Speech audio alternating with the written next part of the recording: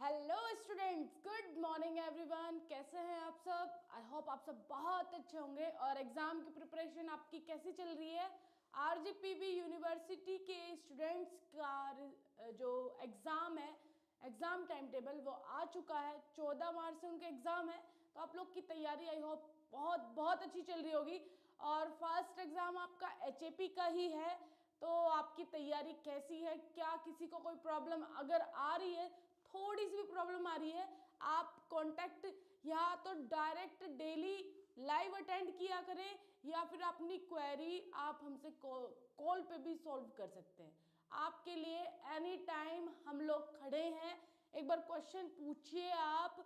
कोई भी प्रॉब्लम आ रही है आपको, कॉपी आपको डर लग रहा है कि मुझे कॉपी कैसे फिल करनी है, मुझे ये कंसेप्ट समझ में नहीं आ रहा, कुछ भी XYZ, अगर आपको एग्जाम से रिलेटेड कोई भी क्वेरी हो रही है, हम आप लोग के साथ हैं। परेशान नहीं होना है। सबसे पहली बात तो एग्जाम आ रहे हैं सर पे, 20 दिन आपके बचे, डोंट वरी। 20 दिन में बहुत कुछ हो सकता है, सो आपको घबराना नहीं है, एग्जाम पे फोकस करना है। डोंट वरी, सारी चीजें हो जाएंगी, है ना। चलिए, गुड मॉर्निंग गुड मॉर्निंग। आज हम शुरू करने वाले हैं यूनिट थर्ड। यूनिट थर्ड के इंपॉर्टेंट क्वेश्चंस कौन कौन से हैं? ओके, सो कितने स्टूडेंट्स आ चुके हैं? Just a second.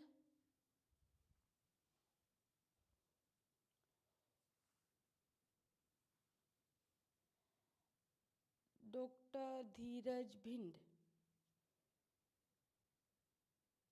अच्छा, आपका सेशनल रिजल्ट आईपीसी में 30 में से 27, एचएपी में 30 में से 26, फार्मास्यूटिक्स में 30 में से 19। फार्मास्यूटिक्स में इतने कम क्यों आए हैं आपके? वैसे ओवरऑल रिजल्ट आपका बहुत अच्छा है सेशनल का। होप सो एग्जाम में भी इतने ही अच्छे मार्क्स आप सभी लोग लेकर के आए। ठीक है, चलो जी। सो अब शुरू करते हैं यूनिट थर्ड का फर्स्ट क्वेश्चन।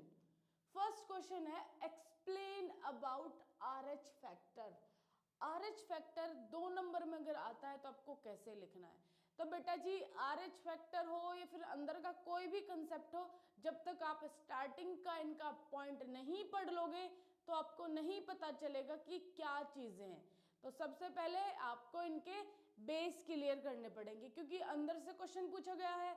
अगर अंदर से पूछ लिया तो आप तो गोल हो जाओगे। आप जाते हो डायरेक्ट पॉइंट टू पॉइंट। अगर यही पूछ लेता explain about blood and blood group, 5 number में पूछ लिया मान लो, वैसे 5 नंबर का किसी का क्वेश्चन आता नहीं होगा, आता भी होगा, मान लो 5 में पूछ लिया, what is blood and explain about blood group, तो आप सीधा सीधा बोल दोगे कि भाई हाँ थोड़ा बहुत तो पढ़ा है, तो थोड़ा बहुत ऊपर ऊपर की चीजें लिख दोगे। अब उनने ब्लड ग्रुप के अंदर का पूछ लिया, एक्सप्लेन अबाउट RH फैक्टर, तो आप वहीं गोल हो जाओगे, क्योंकि आपने तो ऊपर ऊपर से पढ़ा था, अंदर की चीजें आप पढ़ते नहीं हो। तो बेटा जब भी पढ़ाई करो, पहले पूरे टॉपिक को आप पढ़ रहे हो तो एंड तक पढ़ो, क्योंकि एंड में जो चीजें होती है वही इंपॉर्टेंट होती है। स्टार्टिंग में सारी चीजें सबको याद रहती है, लेकिन लास्ट वाली चीजें बोलते हैं ना, जो लास्ट तक मेहनत करता है वही सफल होता है। बीच में जो मेहनत छोड़ देता है या तो वो असफल ही होता है, या वो निठल्ला है, कुछ करना नहीं चाहता, फिर वो अपनी किस्मत को दोष देता है, मेरी तो किस्मत ही ऐसी होगी, मैं तो मेहनत कर रहा था लेकिन मुझे कुछ मिला ही नहीं। पर तुम्हें ये क्या मालूम है, तुमने मेहनत बीच में ही छोड़ दी, थोड़ा सा और मेहनत कर लेते तो आपको अचीवमेंट मिल ही जाती। तो यही वही चीज़ है, पूरा लेक्चर देखा करो। अगर पूरा लेक्चर नहीं देखोगे तो लास्ट के कंसेप्ट छूट जाएंगे, जो कि डीप में और इम्पोर्टेंट रहते हैं, है ना।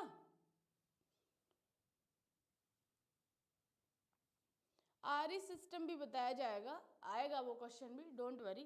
पहले पहला क्वेश्चन देखो, RH फैक्टर।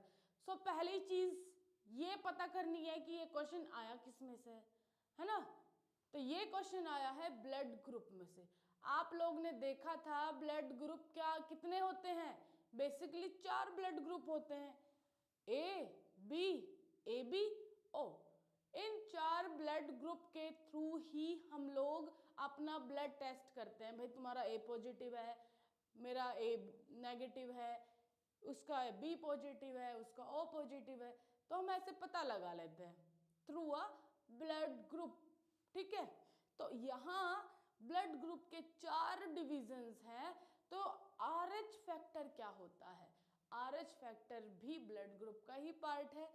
आप लोग एक तरीके से ऐसे भी बोल सकते हो, जिसका ब्लड ग्रुप पॉजिटिव या नेगेटिव, जो पॉजिटिव और नेगेटिव शो करता है वो RH फैक्टर है। एक तरीके से ये बोल देंगे हम।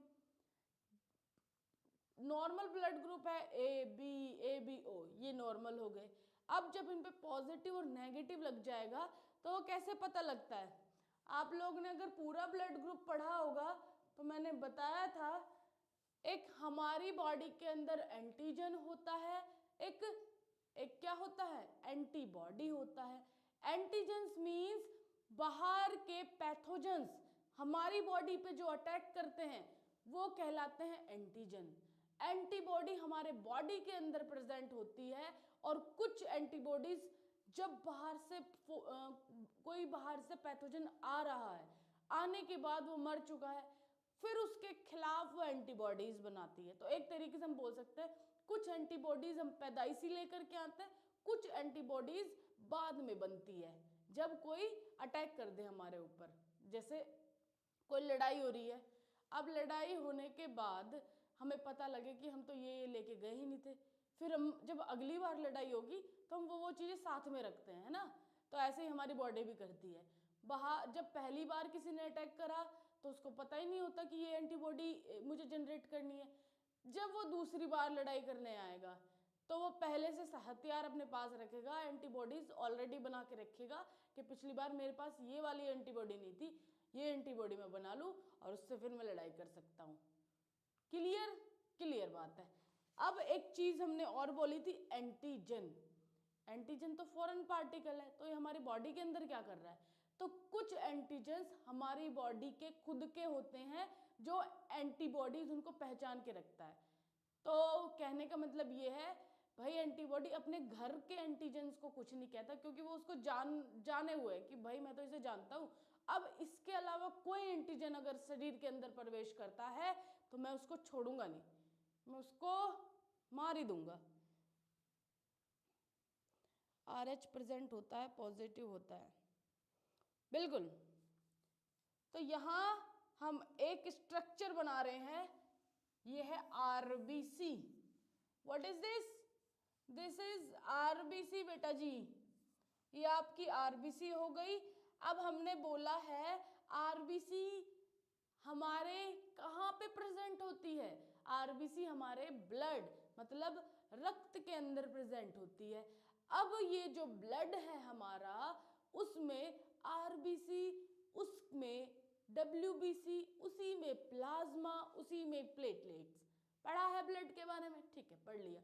अब RBC की जो ये स्ट्रक्चर है, आप लोग को पता है बाइकोनकेव शेप की RBC होती है। अब उसकी स्ट्रक्चर पे एंटीजन चिपका हुआ रहता है, तो हम एंटीजन बना लेते हैं। अगर इस त्रिकोण टाइप का एंटीजन है तो क्या होगा? इस टाइप का एंटीजन है तो क्या होगा? वैसे एंटीजन यहाँ पे दो तरीके के ही होते हैं, एंटीजन ए, एंटीजन बी। अब यहाँ पे सरफेस पे कुछ इस तरीके की हमें स्ट्रक्चर दिख रही है, लाइक दिस। हम माइक्रोस्कोप से इसकी स्ट्रक्चर देख रहे हैं तो हमें इस तरीके की स्ट्रक्चर दिख रही है। तो यहाँ पे जो ये त्रिकोण टाइप का है उसको A से डिनोट करते हैं, और जो ये है इसको B से डिनोट करते हैं। अब ये पता लगाना है हमें ब्लड ग्रुप क्या है हमारा। तो हमेशा जो ब्लड ग्रुप चेक होता है वो RBC की सरफेस पे जो भी चीजें प्रेजेंट होगी, जो भी चीजें यहाँ चिपकी होगी RBC की सरफेस पे, उसके थ्रू ही हमें ब्लड ग्रुप पता चलता है। तो अब हम ब्लड ग्रुप ढूंढ रहे हैं।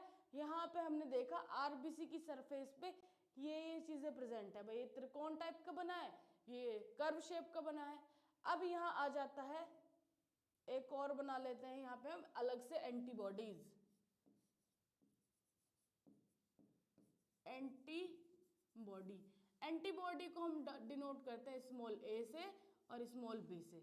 इसकी स्ट्रक्चर लाइक दिस, जो इसकी स्ट्रक्चर होती है वो कुछ इस तरीके की होती है, कर्व शेप की और ट्रायंगल शेप की। तो यहाँ हमने ये बना लिया ट्रायंगल शेप।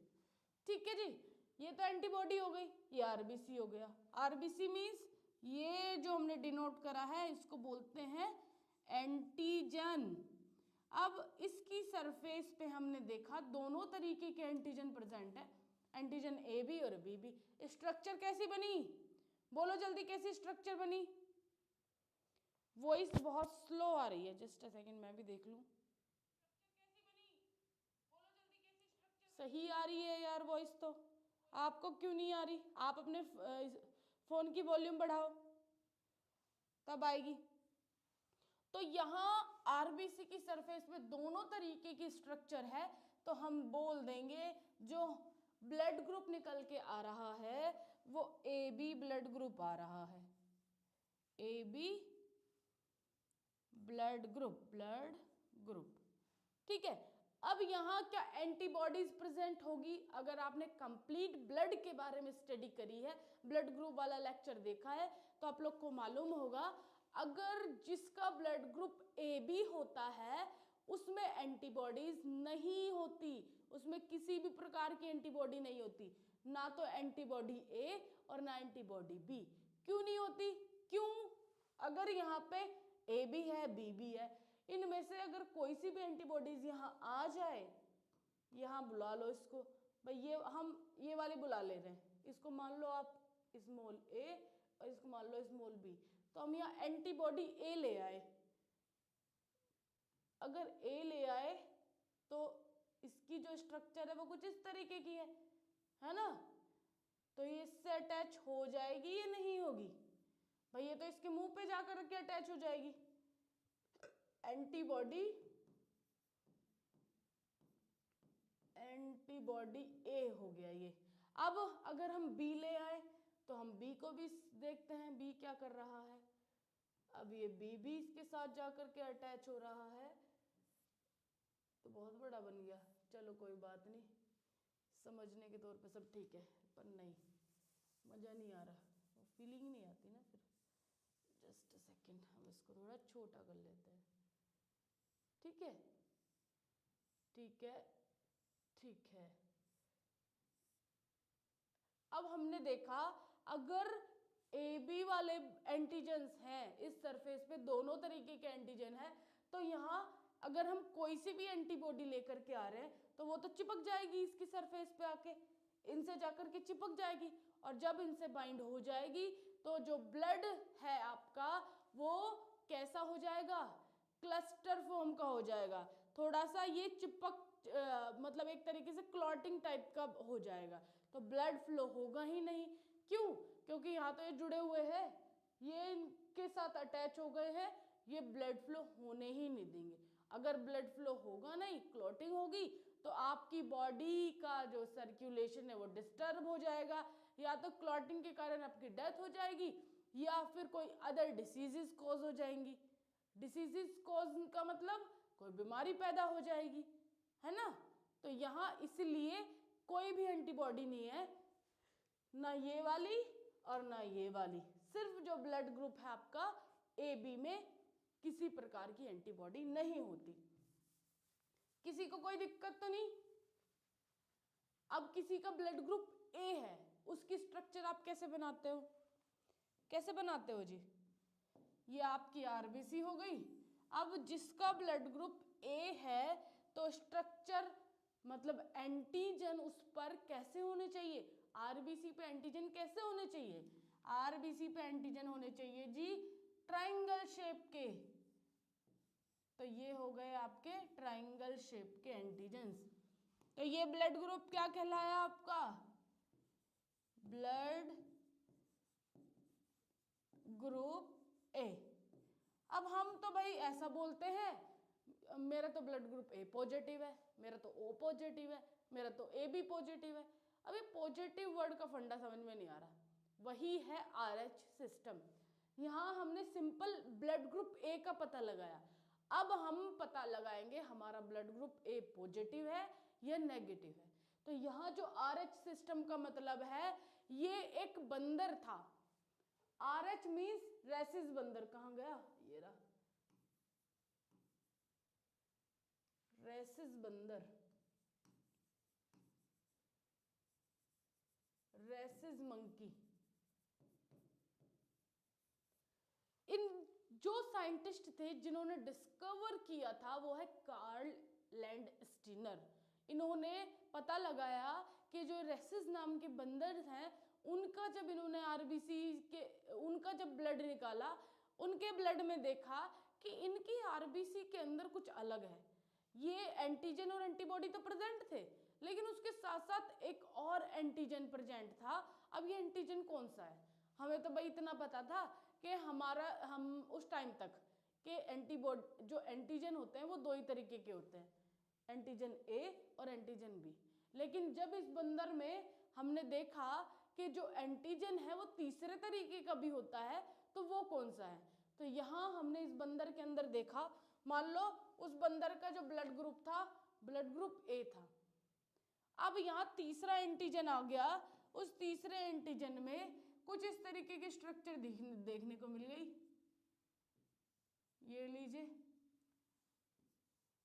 तो अब उन्होंने कई सारे बंदरों को पकड़ा, किसी में ये चीज थी, किसी में चीज नहीं थी। तो तब से पता चला कि ये एंटीजन, तीसरा एंटीजन है, ये पॉजिटिव और नेगेटिव शो करेगा। जिन पर्सन्स के अंदर RH फैक्टर होगा वो पॉजिटिव कहलाएंगे और जिनके अंदर ये नहीं होगा वो नेगेटिव कहलाएंगे। तो ये कौन सा है? RH एंटीजन है, RH एंटीजन। तो अब हम इस स्ट्रक्चर को देख के पता लगा सकते हैं इसमें क्या है, एंटीजन ए भी है, एंटीजन ए, और इसमें एंटीजन RH भी है। इसमें एंटीबॉडीज कौन सी होगी? कौन सी होगी? हमेशा अपोजिट वाली एंटीबॉडी होती है। यहां एंटीबॉडी अगर ए ले आए, मतलब ये वाली ले आए, तो क्या होगा?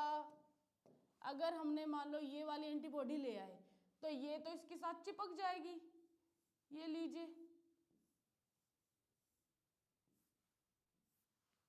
चिपक गई। अब हम यहाँ पे एंटीबॉडी बी को रखेंगे। बी का क्या सिस्टम है भाई? ए तो इसके साथ बाइंड हो जा रहा है और बाइंड तो होना नहीं चाहिए। अगर बाइंड हो गया तो समझो क्लॉटिंग हो गई, अगर बाइंड नहीं हुआ तो ठीक है। आपके ब्लड, आपके शरीर के अंदर ब्लड जमता नहीं है, और जब जमेगा तो आप मर जाओगे, सीधा सीधी बात। तो यहाँ पे ब्लड जमना नहीं चाहिए, इसलिए जो एंटीबॉडी इन ब्लड ग्रुप वालों के अंदर होगी, कौन सी होगी? अपोजिट वाली, ये वाली एंटीबॉडी होगी। तो यहाँ हम एंटीबॉडी ये वाली बना के देखते हैं। तो यहाँ कुछ इस तरीके की एंटीबॉडी बन जाती है, ये इससे बाइंड नहीं होती है ना, और बाइंड नहीं होगी तो इसके अंदर ब्लड ग्रुप जिनका ए पॉजिटिव होगा उनकी एंटीबॉडी ये वाली होगी, ए, स्मॉल ए से हमने इसको डिनोट किया है। अब यहाँ पे आपको ए पॉजिटिव तो पता चल गया, कैसे चला? क्योंकि इसमें एंटीजन RH प्रेजेंट है। अगर यहाँ सिर्फ जिसका है, एक दूसरी स्ट्रक्चर बना रहे हैं हम, यहाँ कहाँ बनाए, इसको करते हैं रफ। दूसरी स्ट्रक्चर समझो, एक आरबीसी बनाई, आरबीसी की सरफेस पे हमने सेम वही स्ट्रक्चर बना ली। ये क्या है? एंटीजन ए, एंटीजन ए है ये। एंटीबॉडी कौन सी होगी इसके अंदर? एंटीबॉडी होगी इसके अंदर, एंटीबॉडी बी होगी। एंटीबॉडी स्मॉल बी से डिनोट किया था, एंटीबॉडी बी होगी। अब स्ट्रक्चर को देख के आप पता लगाओ कि ये ब्लड ग्रुप पॉजिटिव है या नेगेटिव है। हमें ये तो मालूम चल गया ब्लड ग्रुप ए है। क्यों पता चला? क्योंकि इसमें ट्रायंगल शेप के बने हुए हैं, तो ये ब्लड ग्रुप ए है। अगर यहाँ कर्व शेप के बने होते तो ब्लड ग्रुप बी होता। तो यहाँ ब्लड ग्रुप ए तो हमें मालूम चल गया। अब ये पॉजिटिव है या नेगेटिव है? ये पॉजिटिव है या नेगेटिव है, तो यहाँ पे ये पॉजिटिव नहीं है। क्यों? क्योंकि इसमें RH सिस्टम ही नहीं है, मतलब RH फैक्टर्स ही नहीं है। एंटीजन अगर प्रेजेंट होंगे तो इस तरीके की स्ट्रक्चर बनेगी, अगर नहीं होंगे तो यहाँ ब्लड ग्रुप आपका A नेगेटिव हो गया, सीधा सीधा। बोलो, क्लियर हो रहा है? ये बताओ, अब भी वॉइस नहीं आ रही है क्या? बहुत दुविधा वाली बात हो जाएगी अगर वॉइस नहीं आ रही होगी।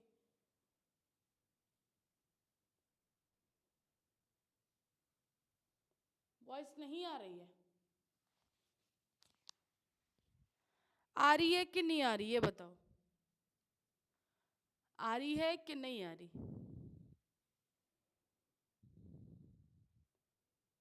सभी को या किसी किसी को? सभी को या किसी किसी को?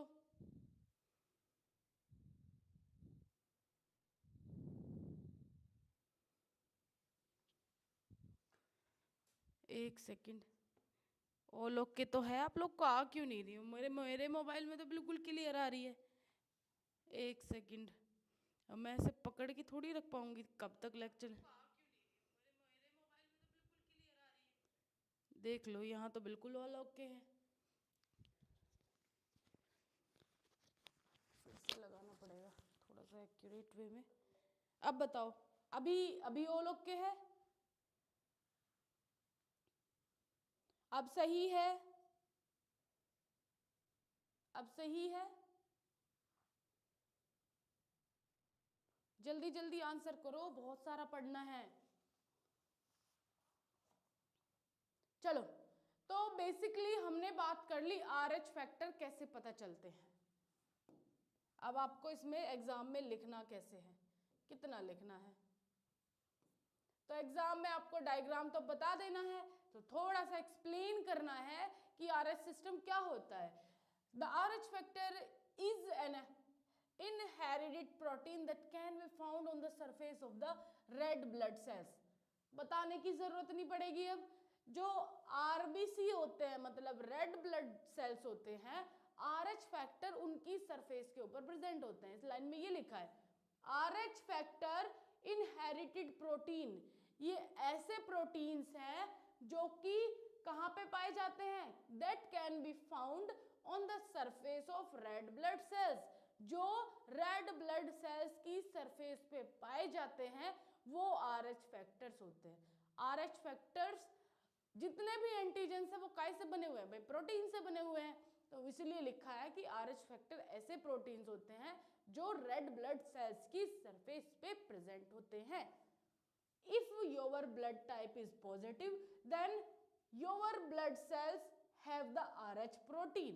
अगर आपका ब्लड पॉजिटिव है, आपका ब्लड पॉजिटिव है, तो वहां एंटीजन RH प्रेजेंट होगा। Clear? If your blood type, if your blood type is negative, then your blood cells lack the RH protein। अगर आपका ब्लड ग्रुप नेगेटिव है तो वहां पे RH protein, RH antigen present ही नहीं होगा। सीधा सीधा बिल्कुल। बोलो, हे मेरे भगवान, रुक जाओ तो हाथ में पकड़ लूं मैं। आगे बात समझ में आ रही है? आ गई बात समझ में? चलो अब आगे बढ़ते हैं। ABO ब्लड ग्रुप सिस्टम, यही आप लोग को मालूम चल जाएगा। आपके ब्लड ग्रुप 4 होते हैं, A blood group, B, ABO और O, AB और O। ये हो गई रेड ब्लड सेल्स, ये हो गई एंटीजन और ये हो गई एंटीबॉडी। जो मैंने आपको स्टार्टिंग में बताया वही ये आपको चार्ट में बताना है, इस तरीके से एक्सप्लेन करना है। ध्यान से देखो, रेड ब्लड सेल्स मतलब रेड ब्लड सेल्स की सरफेस पे कैसे कैसे चीजें प्रेजेंट होंगी। एंटीजन इस चीज से हमने डिनोट कर दिया। एंटीबॉडी, ये देखो एंटीबॉडी की स्ट्रक्चर इस तरीके की हो गई। ठीक है, अब यहाँ पे रेड ब्लड सेल्स स्ट्रक्चर जिस जिस भी पर्सन का ब्लड ग्रुप ए होगा उसकी स्ट्रक्चर कैसे बनेगी। तो यहाँ जो एंटीजन ए है वो इस तरीके से डिनोट कर दिया गया है। एंटीजन बी ग्रीन से, एंटीजन ए बी ग्रीन और ब्लू बोथ। तो एंटीजन ए है तो यहाँ पे इन्होंने देखा एंटीजन ए प्रेजेंट है और एंटीबॉडी वहां कौन सी प्रेजेंट होनी चाहिए, अपोजिट भाई। एंटीबॉडी कौन सी प्रेजेंट होनी चाहिए, अपोजिट वाली। जिस पर्सन का ब्लड ग्रुप ए होगा उसमें एंटीजन कौन से होंगे, एंटीजन ए, और उसमें एंटीबॉडीज कौन सी होगी, अपोजिट, एंटीबॉडीज बी होंगी। तो स्ट्रक्चर बन जाएगी आपकी ये। यहाँ पे आ गया जिसका ब्लड ग्रुप बी है तो उसमें एंटीजन बी बनेगा और एंटीबॉडी ए बनेगा। जिसका ब्लड ग्रुप ए बी है उसमें दोनों तरीके की एंटीजेंस रहेंगे लेकिन कोई भी प्रकार की एंटीबॉडी नहीं रहेगी। जिसका ब्लड ग्रुप ओ है उसमें किसी भी प्रकार के एंटीजेंस नहीं प्रेजेंट होंगे लेकिन उसमें दोनों तरीके की एंटीबॉडीज प्रेजेंट होगी। क्लियर?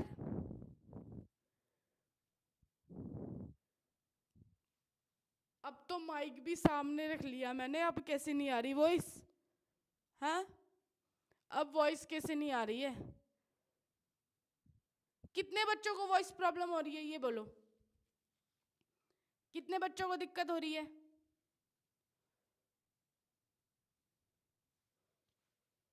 कुछ बच्चे बोल रहे हैं बिल्कुल सही है, कुछ बोल रहे हैं बिल्कुल नहीं आ रही है। आपकी वजह से तो ऐसे पकड़ना पड़ रहा है मुझे। चलो आगे आओ।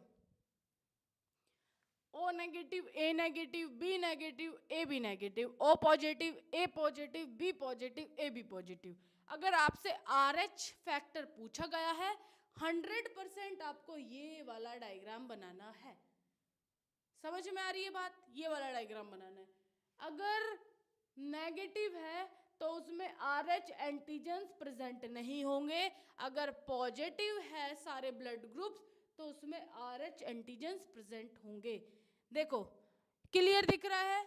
यहाँ पे ट्राइंगल शेप का बना हुआ है। जिसका ब्लड ग्रुप ए पॉजिटिव है उसकी स्ट्रक्चर कैसी बनेगी भाई? उसमें एंटीजन ए प्रेजेंट होगा, एंटीजन RH प्रेजेंट होगा और एंटीबॉडी अपोजिट वाली एंटीबॉडी इसमें बी प्रेजेंट होगी। जिसका बी पॉजिटिव है उसमें एंटीजन RH प्रेजेंट होगा, एंटीजन बी प्रेजेंट होगा, अपोजिट एंटीबॉडी होगी। एंटीबॉडी कौन सी होगी? एंटीबॉडी होगी इसमें ए वाली। ओके? जिसका ब्लड ग्रुप ए पॉजिटिव है उसमें एंटीजन ए भी होगा, एंटीजन बी भी होगा और एंटीजन RH भी होगा, लेकिन एंटीबॉडी कोई नहीं होगी। अब यहाँ जिसका ब्लड ग्रुप O है, जिसका ब्लड ग्रुप O है उसमें सिर्फ और सिर्फ एंटीजन RH होगा, ना एंटीजन A होगा ना B होगा, और इसमें जो एंटीबॉडीज होंगी वो दोनों तरीके की होंगी। ठीक है? और नेगेटिव में भाई कोई में भी एंटीजन नहीं होगा। ये स्ट्रक्चर तो आपको एग्जाम में बनानी ही बनानी है।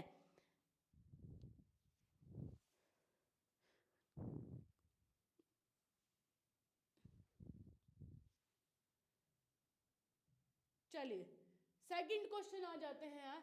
सेकंड क्वेश्चन है आपका, what do you mean by haemopoiesis?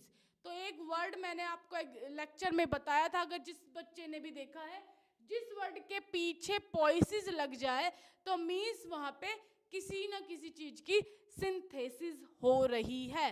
तो हीमो मीन्स ब्लड होता है, पोइसिस मीन्स सिंथेसिस होता है। तो यहाँ पे ब्लड सेल्स की सिंथेसिस कैसे हो रही है ये हमें क्वेश्चन पूछा गया है।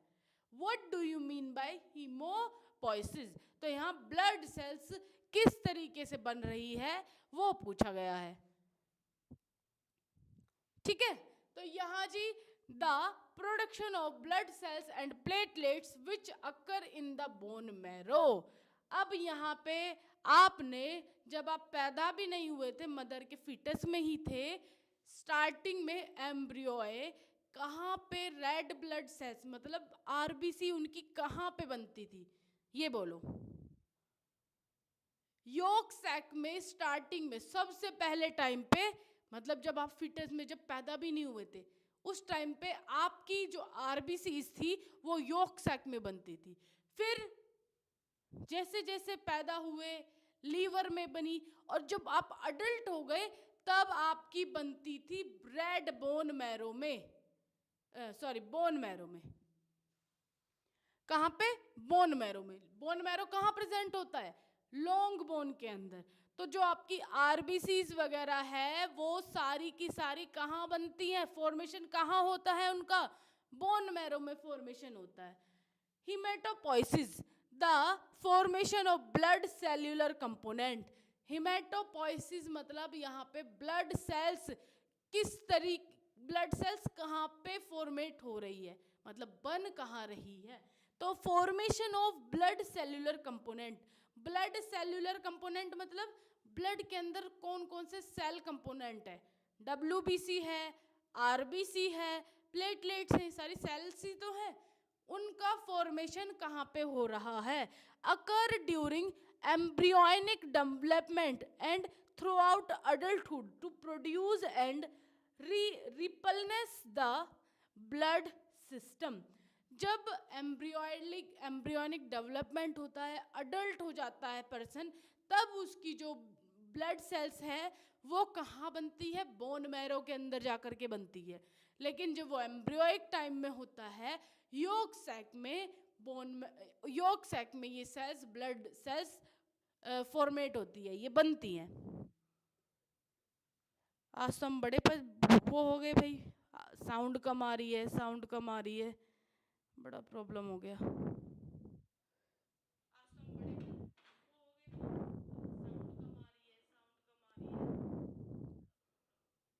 यहाँ तो बिल्कुल क्लियर आ रही है, आप लोग को क्यों नहीं आ रही?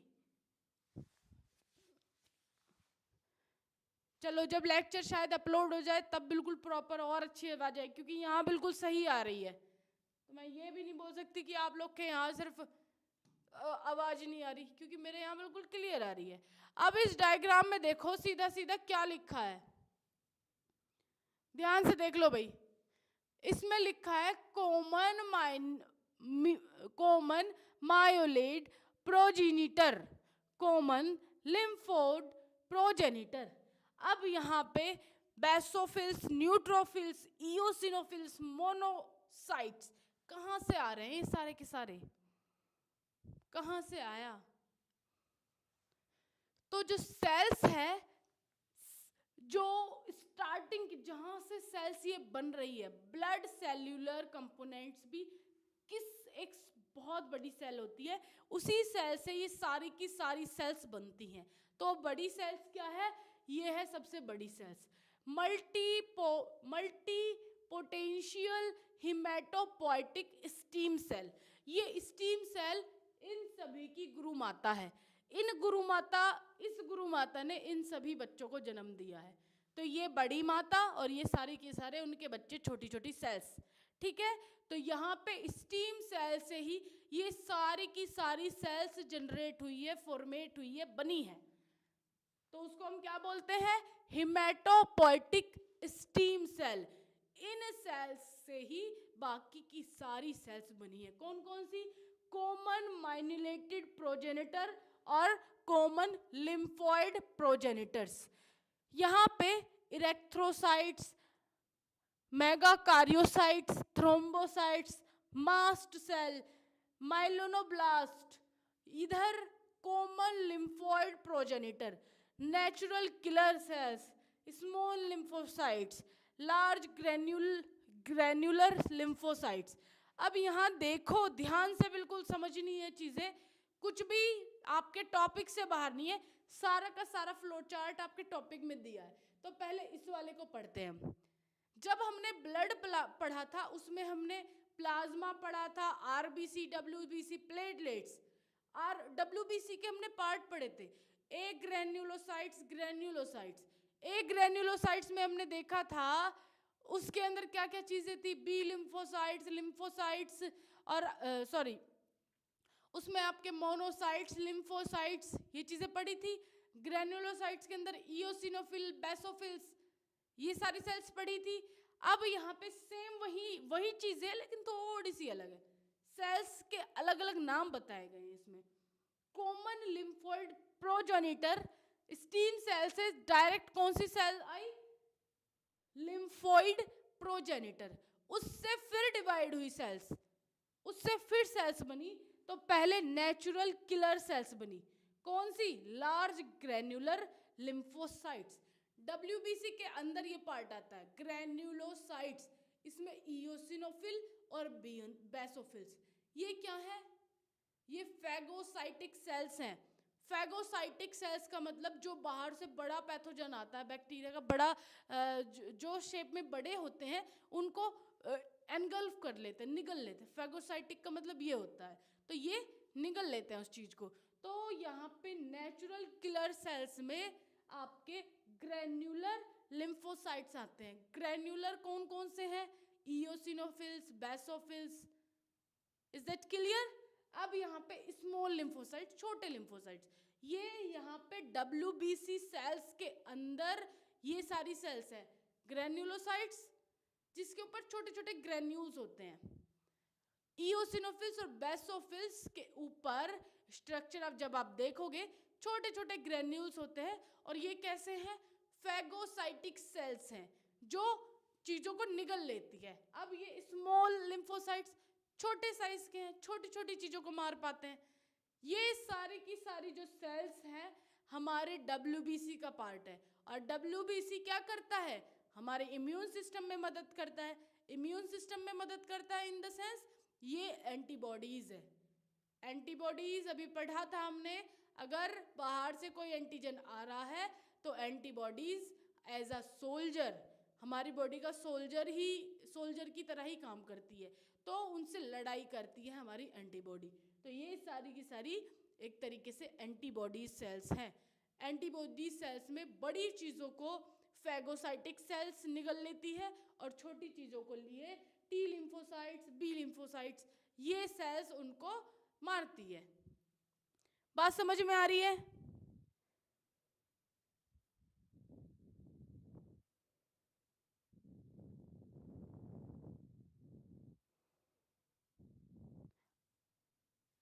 चलो आगे आ जाओ। ये वाला पोर्शन हमने देखा, ये माता सेल मतलब गुरु माता सेल है। कौन सी? Haematopoietic stem cell. इस सेल से हमारी ये सेल बनी, common lymphoid progenitor. Common lymphoid progenitor, सीधा सीधा इसको आप डब्ल्यूबीसी भी बोल सकते हो। क्यों? क्योंकि ये सारी की सारी सेल्स डब्ल्यूबीसी का ही तो पार्ट है। ग्रैन्युलोसाइट्स, ए ग्रैन्युलोसाइट्स पढ़ा था कि नहीं पढ़ा था ब्लड के अंदर?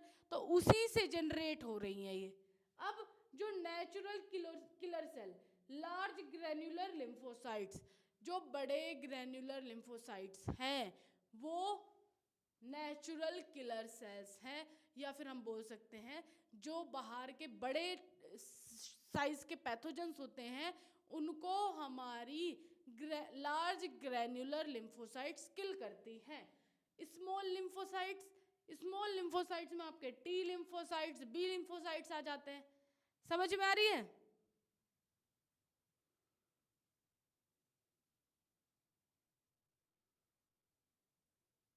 जूम कर दूं? चलो जी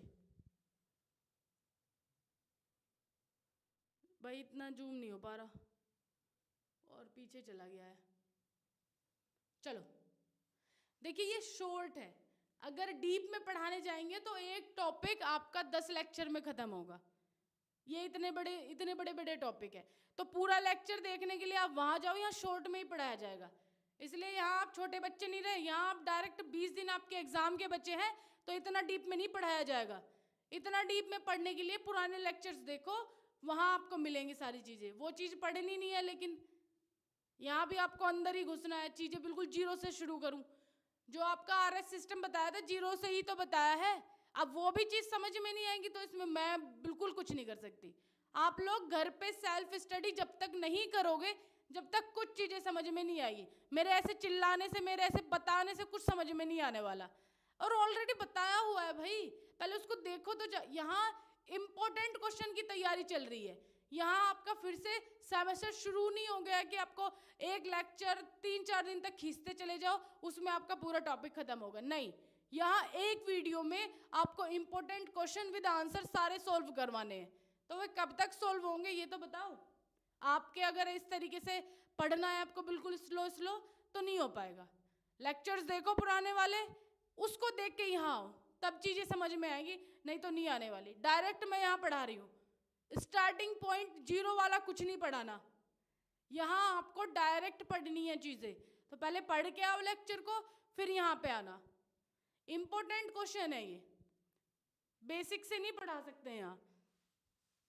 चलो, यहाँ हिमेटोपोइटिक स्टीम सेल से एक और सेल निकल रही है जिसको हम बोलते हैं कॉमन मायोलॉइड प्रोजेनिटर। उससे अदर सेल्स निकल रही हैं, मेगा कार्योसाइट्स, उससे थ्रोम्बोसाइट्स निकल रहे हैं। अब थ्रोम्बोसाइट्स क्या है? थ्रोम्बोसाइट्स किसको मालूम है? इरेक्थ्रोसाइट्स किसको मालूम है? मास्ट सेल किसको मालूम है? Myeloblast, basophils, neutrophils, eosinophils, monocytes, macrophage, dendritic sales. अब यहाँ इस डायग्राम में आप इतने कंफ्यूज हो रहे हो कि भाई मैम ने पता नहीं क्या क्या बता दिया है। एक बात बोली है, ये जो सबसे बड़ी सेल्स है उन्हीं से हमारी बाकी सारी सेल्स निकल रही हैं। एक बात आ गई समझ में। अब दूसरी बात समझो, जब हमने ब्लड की स्टडी करी थी उसमें हमने पढ़ा था RBC, WBC, platelets. Is that clear? Plasma भी पढ़ा था। प्लाज्मा के अंदर कौन कौन सी सेल्स थी? कौन सी सेल्स थी या पता करके आना। कोई भी सेल्स उसके अंदर नहीं थी प्लाज्मा के अंदर। ब्लड के अंदर 3 तरीके की सेल्स थी, डब्ल्यूबीसी, आरबीसी, प्लेटलेट्स। डब्ल्यूबीसी के हमने पार्ट पढ़े थे, ए ग्रेन्युलोसाइट्स, ग्रेन्युलोसाइट्स। ग्रेन्युलोसाइट्स में 2 टाइप थे, इओसिनोफिल और बेसोफिल्स। ए ग्रेन्युलोसाइट्स के 3 टाइप थे, कौन कौन से? मोनोसाइट्स, लिम्फोसाइट्स और आपका मोनोसाइट्स, लिम्फोसाइट्स। जल्दी देख के बताओ, इसमें से बोल दो।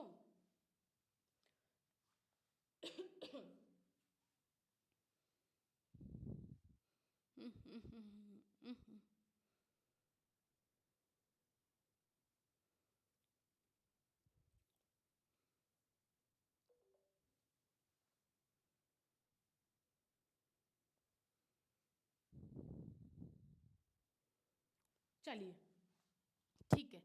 अब यहाँ सारे के सारे कंपोनेंट मिले हुए हैं एक दूसरे से। यहाँ देखो इरेक्थ्रोसाइट्स। अब भाई मैंने पूरे लेक्चर में आरबीसी रेड ब्लड सेल्स बोला और इरेक्थ्रोसाइट्स तो बोला ही नहीं, तो आप कंफ्यूज हो गए होंगे। जितने बच्चों ने पुराने लेक्चर नहीं देखे हैं वो यहाँ कंफ्यूज हो गए होंगे, मैम ने इरेक्थ्रोसाइट्स क्या बोल दिया। गुरु महाराज यही तो आरबीसी है, यही तो रेड ब्लड सेल्स है। रेड ब्लड सेल्स को ही इरेक्थ्रोसाइट्स बोलते हैं।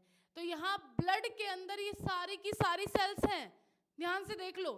ब्लड के अंदर इरेक्थ्रोसाइट्स भी है, मास्ट सेल भी है। अब ये मास्ट सेल आप बोलोगे कहाँ प्रेजेंट है? ये डब्ल्यूबीसी के अंदर मास्ट सेल प्रेजेंट होती है।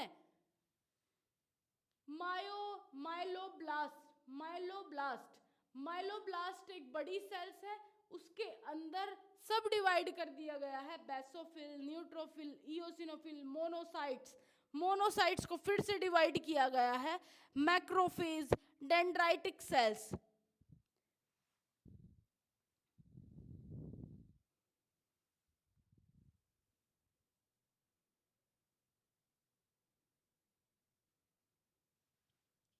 आपको ये क्लियर नहीं दिख रहा क्या डायग्राम? डायग्राम क्लियर है? जस्ट अ सेकेंड, मैं भी देख लूँ क्लियर है नहीं है। कम क्लियर है, थोड़ा सा हम इसको जूम करें तो आई थिंक कैसा बनेगा ये।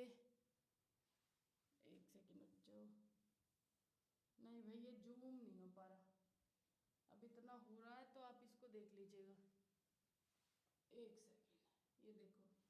इतना ही जूम हो पाएगा बस ये। चलो अगले क्वेश्चन पे चलते हैं अब हम।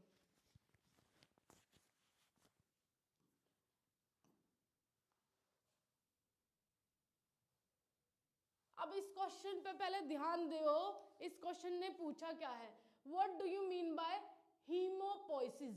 हीमोपोइसिस मतलब ब्लड का जो ब्लड सेल्स है उनकी फॉर्मेशन कैसे है।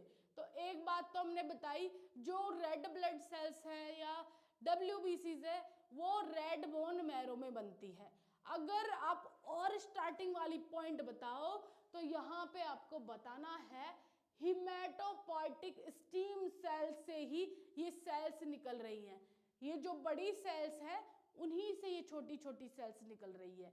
तो आरबीसी कौन सी सेल से बन रही है अगर हम ये पूछे तो यहाँ आरबीसी है, तो ये हिमेटोपोइटिक सेल से बन रही है। WBC भाई ये भी WBC, ये भी WBC, ये सारे WBC के तो पार्ट है। ये किलर सेल्स भी, लिम्फोसाइट्स भी, बेसोफिल, न्यूट्रोफिल, इयोसिनोफिल, सब के सब किसके पार्ट है, WBC के। WBC भी कहां से बन रही है, हिमेटोपोइटिक स्टीम सेल से बन रही है। तो सीधा सीधा आंसर अगर MCQs में ये आता है कि हीमोपोइसिस क्या है, हीमोपोइसिस क्या है, ये आप एक नंबर में अगर दोगे तो आपको सीधा बताना है blood formation of blood cellular components, जो ब्लड की सेल्स हैं उनका फॉर्मेशन हीमोपोइसिस कहलाता है। अब यहाँ पे जो ब्लड की सेल्स है उनकी गुरु माता, उनकी माता कौन है, कहाँ से उन्होंने जन्म लिया, तो हिमेटोपोइटिक स्टीम सेल से उन्होंने जन्म लिया है। तो ये सारी की सारी सेल्स इन्हीं से जन्म ली हैं। ठीक है, चलो आगे। थर्ड क्वेश्चन है डिफाइन अनीमिया। अब अनीमिया क्या है, सीधा सीधा आपने कई बार देखा होगा, कई बार डॉक्टर के पास गए होंगे, उनने बोल दिया कि आप में तो खून की कमी है, अनार वनार खाओ थोड़ा सा खून बढ़ जाएगा। तो यहाँ अनीमिया का मतलब है आपके शरीर के अंदर खून की कमी हो जाना, ब्लड की कमी हो जाना ही अनीमिया कहलाता है। एक तरीके से अनीमिया एक डिसीज है, उसको वो डिसीज है जिसमें खून की कमी हो जाती है। Anaemia is the condition in which you lack enough healthy red blood cells to carry adequate oxygen to your body's tissue। RBC की कमी हो जाती है ब्लड के अंदर। अगर आरबीसी की कमी होगी तो ऑक्सीजन की कमी होगी, और ऑक्सीजन की कमी होगी तो बॉडी तक सप्लाई बंद हो जाएगी, और बॉडी तक सप्लाई बंद होगी तो भाई आपके डेथ के चांसेस बढ़ जाएंगे, बीमारी के चांसेस बढ़ेंगे। अगर आपका शरीर बहुत ही ज्यादा कमजोर है और ऊपर से आप उसमें से आपको अनीमिया बीमारी हो गई है, तो वहां रेड ब्लड सेल्स आपके ब्लड में से कम हो रही है, और रेड ब्लड सेल्स के अंदर ही हीमोग्लोबिन प्रेजेंट होता है। और हीमोग्लोबिन क्या है, एक कलर पिगमेंट है और ऑक्सीजन कैरिंग कंपाउंड भी है, उसके अंदर ऑक्सीजन भी प्रेजेंट होता है, जो हर एक बॉडी टिश्यूज को through a blood vessels transfer किया जाता है। तो लेकिन यहाँ पे अनीमिया डिसीज को एक सिंपल भाषा में लिखोगे तो ये क्या है, lack of enough healthy red blood cells. Healthy red blood cells मतलब आपकी आरबीसीज धीरे धीरे कम हो रही है। Having anemia also referred to as low hemoglobin can make you feel tired and weak। अगर आरबीसीज कम है तो ऑब्वियसली बात है हीमोग्लोबिन भी कम होगा, क्योंकि आरबीसी के अंदर ही तो हीमोग्लोबिन रहता है, और अगर हीमोग्लोबिन कम हुआ तो आप में वीकनेस आ जाएगी, आपको ऐसा फील होगा मैं बहुत बीमार हूँ, मुझे बहुत थकान हो रही है, तो वो सारी चीज़ें कॉज होनी शुरू हो जाएंगी। There are many form of anaemia each with its own cause. कई तरीके के अनीमिया होते हैं, अपने अलग अलग बीमार जो अलग अलग कारणों के कारण हो सकते हैं। चलिए आगे आओ। Normal amount of red blood sales, इस तरीके का आप डायग्राम बना देना। अगर एनीमिया आपसे पूछ रहा है तो आपको ऐसे डायग्राम बनाना है यहाँ पे आपने एक ब्लड, अगर इस तरीके का भी ना बनाओ तो आप ब्लड वेसल बना देना, चलो ऐसे बना लेना। इसमें देखो WBC भी है, प्लेटलेट्स भी है, RBCs भी है और प्लाज्मा भी है। ये हमारा हेल्दी ब्लड सेल्स हैं। नॉर्मल में RBC की क्वांटिटी भी उतनी रहेगी, सारी चीजें रहेंगी। अब यहाँ जाता है एनीमिया जिसको हो गया है, तो उसमें देख लो यहाँ तो रेड ब्लड सेल्स बहुत थी, लेकिन इसमें बहुत कम है। कम होने के कारण एनीमिया कोज हो गया। तो ये आपने बनाना है, देख लो ध्यान से। चलो आगे।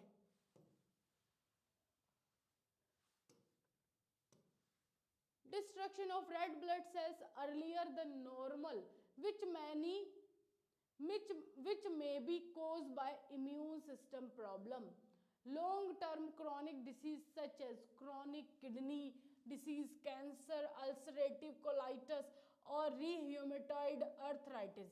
Some form of anemia such as thalassemia or sickle cells anemia which can be inherited pregnancy. अब यहाँ पे देखो red blood cells earlier than normal which may be caused by immune system problem. Red blood cell से बहुत सारी problems कोज हो सकती है। तो कुछ तो यहाँ पे लिखी है जो एकदम से होती है, तो वो हमारे इम्यून सिस्टम के कारण प्रॉब्लम क्रिएट करती है। जो लॉन्ग टर्म से चली आ रही है, बहुत दिन से, मतलब आपको कम से कम 10-15 साल से खून की कमी ही चलती आ रही है, तो वो कन्वर्ट हो जाती है बड़ी डिसीज में, क्रॉनिक डिसीज में। क्रॉनिक का मतलब होता है पुराना, क्रॉनिक मतलब लंबे समय से आपको एक बीमारी कंटिन्यू चलती आ रही है, 10 साल हो गए, 5 साल हो गए, लेकिन आपकी वो बीमारी ठीक नहीं हो रही है, उसको हम क्रॉनिक डिसीज बोलते हैं। एक्यूट डिसीज मतलब एकदम, कल आपको बुखार चढ़ा, आज वो सही हो गया, वो एक्यूट डिसीज। तो यहाँ पे लंबे समय से अगर कोई बीमारी आपको चली आ रही है ब्लड से रिलेटेड, अगर आपको अनीमिया है तो वो अलग अलग बीमारी पैदा कर सकता है। या तो किडनी डिसीज हो सकती है, आपको कैंसर कोज हो सकता है, अल्सरेटिव कोलाइटिस हो सकता है, र्यूमेटॉइड आर्थराइटिस, ये सारी की सारी बीमारी है। सेकेंड सेमेस्टर में पैथोफिजियोलॉजी सब्जेक्ट में सारी चीजें पढ़ोगे आप, है ना। अलग अलग बीमारियां हैं, कैसे कैसे और होती हैं। अभी बस आपको इतना देखना है अनीमिया से क्या कोज हो रहा है। अगर अर्लियर अनीमिया है तो आपके इम्यून सिस्टम पे इफेक्ट करेगा। अगर लंबे समय से कोई बीमारी चलती हुई आ रही है, लंबे समय से आपको अनीमिया है, तो आपको इनमें से कोई सी भी बीमारी हो सकती है। कैंसर भी हो सकता है, र्यूमेटॉइड आर्थराइटिस हो सकता है, किडनी प्रॉब्लम हो सकती है, किडनी डिसीज, अल्सरेटिव कोलाइटिस हो सकता है। अगर some form of anaemia such as thalassaemia, अगर आप प्रेगनेंसी की फॉर्म में हो, मतलब जो वुमेन प्रेग्नेंट है, उसमें सिकल सेल अनीमिया हो जाता है, थैलेसीमिया हो जाता है। तो ये कुछ बीमारियों के नाम हैं जो अनीमिया की कंडीशन में हो सकते हैं। अनीमिया खुद तो एक बीमारी है, लेकिन वो इतनी बड़ी बीमारी नहीं है। आप अगर जिसमें haemoglobin contain, iron containing foods हैं वो लेके ठीक हो सकते हो, लेकिन आप लंबे समय से कुछ नहीं ले रहे, लंबे समय से कुछ खा पी नहीं रहे और लगातार आपको अनीमिया बना हुआ है, तो फिर आप एक बड़ी डिसीज कोज करवा सकते हैं अपने शरीर के अंदर, बहुत बड़ी हो सकती है। तो ध्यान रखें। चलो आगे आओ। Fourth question, explain the function of blood and type of blood group. तो ब्लड और ब्लड ग्रुप को भी हमें यहाँ एक्सप्लेन करना है। कैसे एक्सप्लेन करोगे? अगर ब्लड को एक्सप्लेन करने जाओ, हमारी बॉडी के अंदर, एक नॉर्मल बॉडी के अंदर, अडल्ट के अंदर समथिंग 5 से 6 लीटर ब्लड होना चाहिए, है ना। अब ब्लड के अंदर क्या है, पहले तो ये समझो कि ब्लड क्या है। ब्लड के बिना कुछ नहीं हो सकता, क्योंकि हमारे पूरे शरीर में ब्लड फैला हुआ है through a blood vessels. Blood vessels एक तरीके की नसें होती हैं, उन नसों के थ्रू ब्लड बहता है और हमारी बॉडी में न्यूट्रिशन, बॉडी में अदर कंपोनेंट्स का सप्लाई करता है, ऑक्सीजन का भी, XYZ बहुत सारी चीज़ें वो सप्लाई करता है। तो पूरी बॉडी में जाले की तरह नसें फैली हुई हैं, मतलब ब्लड वेसल्स फैली हुई हैं। अब इस ब्लड के अंदर क्या क्या चीजें हैं? सबसे पहली चीज जो हमें ब्लड के अंदर पढ़नी होती है, ब्लड वेसल्स और हार्ट और ब्लड। हार्ट क्या है? हार्ट हमारी बॉडी का एक तरीके का मोटर है, जो भाई शरीर के ऊपर भी ब्लड है, शरीर के नीचे भी ब्लड है। नीचे से ब्लड, जैसे हम अपने घरों में मोटर फिट करवाते हैं, पानी की टंकी ऊपर रखी हुई है उसको भरने के लिए, अगर मोटर ना लगवाए तो क्या पानी ऊपर तक चला जाएगा? ऐसा होगा? नहीं होगा। आपको मोटर लगवानी पड़ेगी अगर पानी ऊपर चढ़ाना है। तो हार्ट भी एक मोटर की तरह काम करता है। हार्ट का काम है पंप करना, मोटर का काम भी पानी को पंप करना है, वो पानी को नीचे से ऊपर की तरफ ले जाता है। तो यहाँ हमारा हार्ट भी शरीर के निचले वाले ब्लड को पंप करता है, इधर वाले ब्लड को पंप करता है और पंप करके लंग्स को देता है प्योर होने के लिए। तो एक तरीके से ये हमारा मोटर है, इसके बिना ये ब्लड वेसल सब बेकार। अगर हार्ट में कुछ प्रॉब्लम हुई तो आपके पूरे शरीर में प्रॉब्लम हो जाएगी। क्यों? बिना ऑक्सीजन के आप जिंदा रह नहीं सकते, बिना ब्लड के आप जिंदा रह नहीं सकते, और ब्लड अगर सप्लाई नहीं होगा तो कैसे जिंदा रहोगे? और ब्लड सप्लाई कौन करेगा? हार्ट।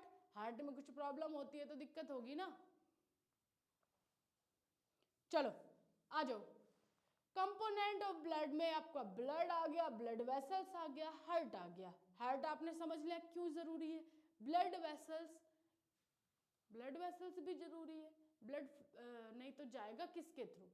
अगर हमें यहाँ से हरियाणा जाना है, मेरठ से दिल्ली जाना है, मेरठ से आगरा जाना है, मेरठ से हमें जाना है मध्य प्रदेश, हम कैसे जाएंगे? किसी न किसी चीज की तो जरूरत पड़ेगी। हम बाय प्लेन जाएंगे, बाय ट्रेन जाएंगे, बाय कार जाएंगे, कोई ना कोई ट्रांसपोर्ट का तो यूज करेंगे ना हम लोग। तो यहाँ एक ट्रांसपोर्ट है ये ब्लड वेसल्स। ये जो ब्लड बह रहा है हमारे शरीर में, इस ब्लड वेसल्स के कारण ही बह रहा है। क्यों भाई? ये पाइप है, जैसे पानी है, पानी हमारे पूरी जहाँ बाथरूम है, जहाँ किचन है, जहाँ पानी का यूज होता है, वहाँ टंकी लगी हुई है बस, और हम टंकी खोलते हैं उसमें से पानी निकलता है। कभी ये नहीं देखते वो पानी आ कैसे रहा है। भाई उन जो अंडरग्राउंड फिटिंग हो ही रहती है उसमें पाइप फिट करवा लेते हैं, है ना। आजकल तो नए जमाने की सारी चीजें आ गई, तो अंडरग्राउंड सारी चीजें चलती हैं। तो वहाँ अंडरग्राउंड पाइप लगवा लिया, बस टंकी बाहर है, टंकी खोली पानी मिल जाएगा। अंदर जो ब्लड वेसल्स है उसी के द्वारा ही तो वो आ रहा है, उस पाइप के द्वारा ही तो पानी आ रहा है। सेम वही चीज है। नसों, ये जो ब्लड वेसल्स है नसें हैं, इस नसों के द्वारा ही तो ब्लड बह रहा है। अगर ये नसें ही नहीं होंगी तो ब्लड बहेगा कैसे? हमारी बॉडी तक, हर एक पार्ट तक पहुंचेगा कैसे? हमारे किचन में भी लगी हुई है, हमारे बाथरूम में भी है, और जहां पानी का यूज है वहां भी है। हर एक अलग अलग जगह पर पानी की पाइप और टंकी दोनों लगे हुए हैं। उसी तरीके से हमारी बॉडी में भी ब्लड वेसल सब जगह फैली हुई है। हार्ट को देना है ब्लड, आपको हर एक बॉडी पार्ट को देना है, लंग्स, लीवर, आपकी किडनी सबको देना है ब्लड। तो through a blood vessels he blood supply होता है पूरी बॉडी में।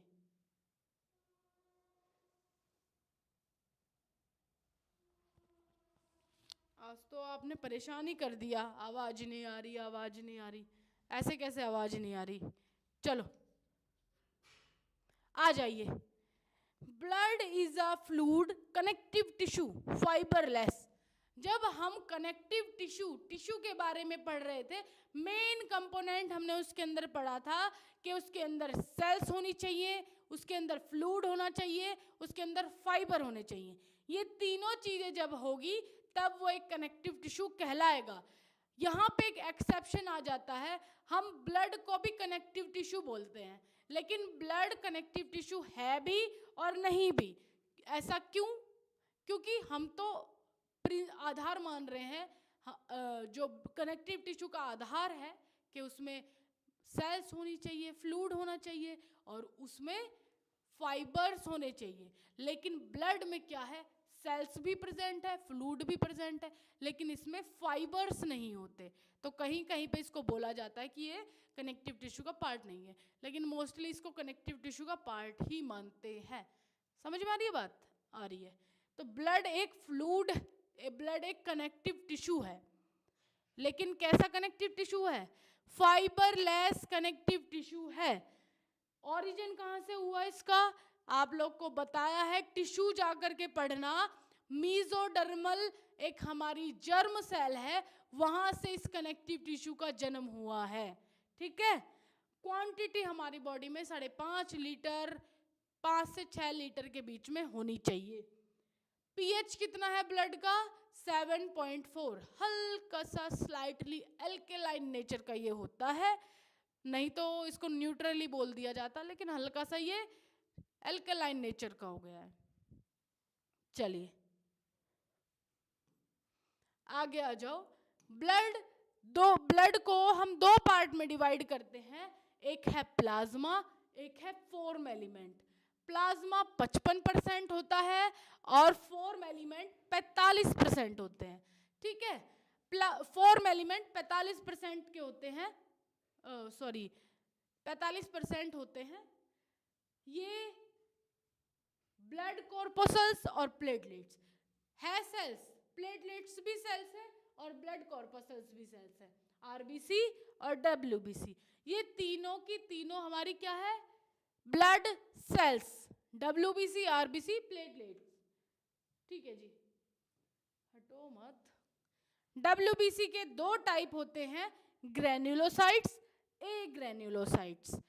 अब यहाँ पे ग्रेन्युलोसाइट्स के भी 3 टाइप हैं, न्यूट्रोफिल, बेसोफिल्स और इओसिनोफिल्स। ए ग्रेन्युलोसाइट्स के 2 टाइप हैं, आपके मोनोसाइट्स और लिम्फोसाइट्स। लिम्फोसाइट्स के 2 टाइप हैं, बी लिम्फोसाइट्स और टी लिम्फोसाइट्स। ठीक है जी, कैसे कट रहा है? चलो अब ध्यान से देखो, जो हमारा प्लाज्मा है, प्लाज्मा के अंदर बहुत सारी चीजें प्रेजेंट है। सबसे पहले इसमें 90% वाटर होता है। कितना? 90%। और इसमें प्रेजेंट होता है कुछ प्रोटीन्स, इसमें प्रेजेंट होते हैं प्रोटीन्स, इसमें प्रेजेंट होता है ग्लूकोज, इसमें कुछ प्रेजेंट होता है ऑक्सीजन, इसके अंदर कुछ प्रेजेंट होते हैं आपके सब्सटेंसेस, अदर सब्सटेंसेस, जैसे कैल्शियम हो गया, आयंस हो गए, अदर सब्सटेंसेस। अब यहाँ पे प्रोटीन प्लाज्मा के अंदर 3 तरीके के होते हैं, एल्ब्यूमिन,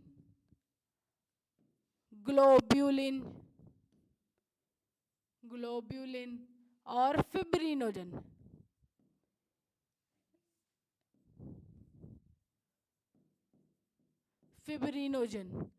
इन तीनों प्रोटीन्स का क्या काम है? एल्ब्यूमिन करता है आपके ब्लड प्रेशर को मेंटेन करता है, तो यहां लिख लेते हैं मेंटेन ब्लड प्रेशर। ग्लोब्यूलिन क्या करता है? आपके इम्यून सिस्टम को हेल्प करता है, हेल्प इम्यून सिस्टम। फिब्रिनोजन काय में हेल्प करता है? ये हेल्प करता है ब्लड क्लॉटिंग में। तो लिख लो यहाँ पे ब्लड क्लॉटिंग। यहाँ पे प्रेजेंट होते हैं कैल्शियम आयंस। कैल्शियम आयंस भी ब्लड क्लॉटिंग में मदद करते हैं, ब्लड CLOTTING। इसमें प्रेजेंट होता है विटामिन के भी ब्लड क्लॉटिंग में मदद करता है, ब्लड क्लॉटिंग में। हमारे ब्लड क्लॉटिंग में कितने सारे क्वेश्चंस MCQs से बनते हैं। सबसे पहला क्वेश्चन, ऐसा कौन सा विटामिन है जो ब्लड क्लॉटिंग में मदद करता है? तो सीधा सीधा आंसर लगा देना, ब्लड क्लॉटिंग में विटामिन के मदद करता है। अब क्वेश्चन पूछेगा ऐसा कौन सा आयन है, ion, calcium, potassium, sodium, magnesium, ये सारे आयन्स ही तो है। कौन से, हमारी बॉडी के अंदर बहुत सारे आयन्स हैं, ऐसा कौन सा आयन है जो ब्लड क्लॉटिंग में हेल्प कर रहा है? तो सीधा आंसर लगा देना है, कैल्शियम आयन्स ब्लड क्लॉटिंग में हेल्प करते हैं। अब क्वेश्चन पूछे ऐसा कौन सा प्रोटीन है जो ब्लड क्लॉटिंग में हेल्प करता है, तो आपने आंसर दे देना है फिब्रिनोजन ऐसा प्रोटीन है जो ब्लड क्लॉटिंग में मदद करता है। अब क्वेश्चन पूछ लेगा ऐसा कौन सा प्रोटीन है जो आपकी बॉडी में ब्लड को जमने नहीं देता है? क्या आंसर लगाओगे? तो ब्लड के अंदर एक प्रोटीन प्रेजेंट होता है जिसे हम बोलते हैं हिपैरिन। क्या बोलते हैं? हिपैरिन, RIN, ठीक है। ये प्रोटीन हमारे ब्लड के अंदर जमने नहीं देता है ब्लड को, लेकिन अगर ये एयर की कांटेक्ट में आ जाए तो ये मर जाएगा और मरने के बाद ब्लड क्लॉटिंग प्रोसेस शुरू हो जाएगी। ये आ जाएंगे भाग भाग के कैल्शियम, पोटेशियम और आपका फिब्रिनोजन, ये आपकी ब्लड क्लॉटिंग करने में उस्ताद होते हैं। बहुत पीछे से, जैसे बहुत होते हैं ना चुगली वाले, एक जगह दूसरी जगह चुगली कर ली और एक को भड़का दिया दूसरे, तो ये भड़काने का काम करते हैं। करता मेनली कौन है ब्लड क्लॉटिंग? ये प्लेटलेट सेल्स। ये प्लेटलेट्स ब्लड क्लॉटिंग करती है, लेकिन इसकी सारी की सारी सहपाठीगण इसकी मदद करते हैं। ठीक है, कोई दिक्कत किसी को? चलो तो आगे बढ़ते हैं। आगे चलो आगे। तो आपने ब्लड देख लिया। अब यहाँ पे ब्लड कहाँ गया हमारा? तो बहुत देर में लगेगा यार टाइम, थोड़ा पीछे आओ, हम पीछे जाना चाहते हैं।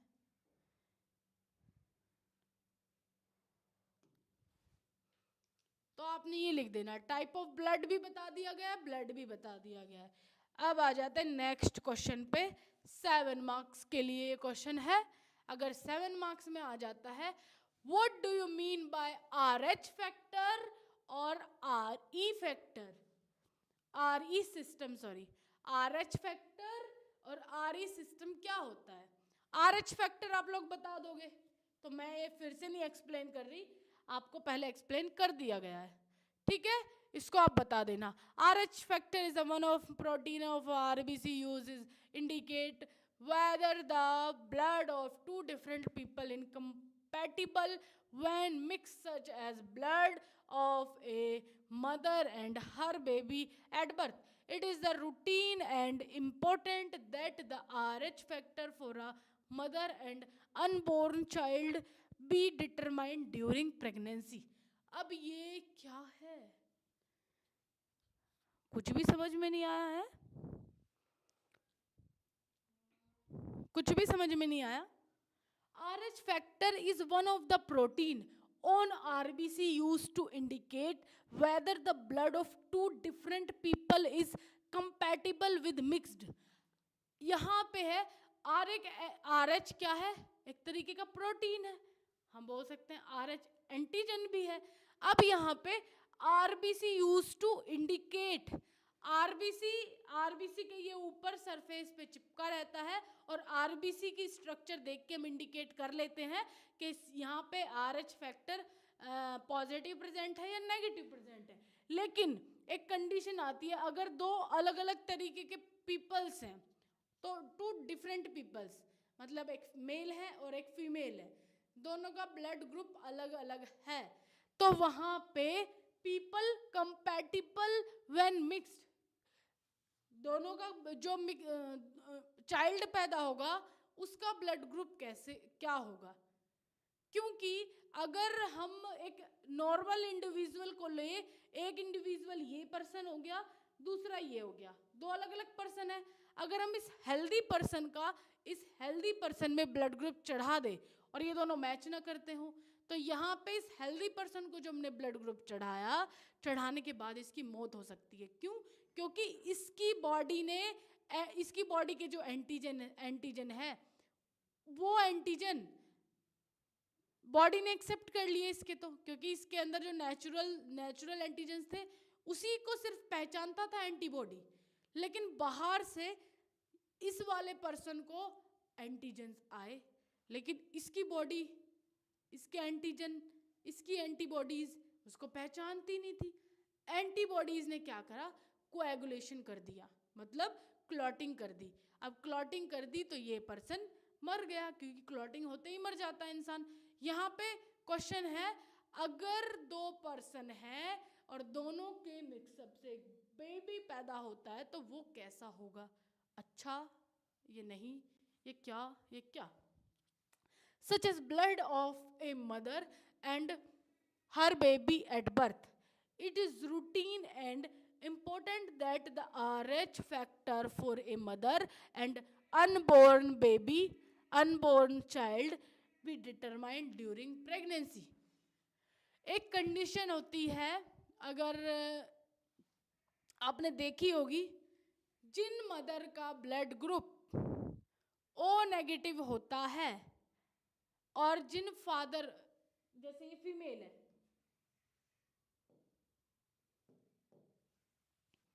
ये फीमेल है और ये मेल है। यहाँ पे फीमेल का ब्लड ग्रुप ओ नेगेटिव है, मेल का ब्लड ग्रुप ओ पॉजिटिव है, कोई दिक्कत नहीं। अब ये कहता है जिसके पास भी पॉजिटिव ब्लड ग्रुप होगा चाइल्ड उस तरीके का हो जाएगा। चाइल्ड कैसा होगा? वैसा ही होगा। तो यहाँ पे सिचुएशन क्या बनती है, ध्यान से देखिए। बच्चा कैसा होगा? मान लो ओ पॉजिटिव हो गया।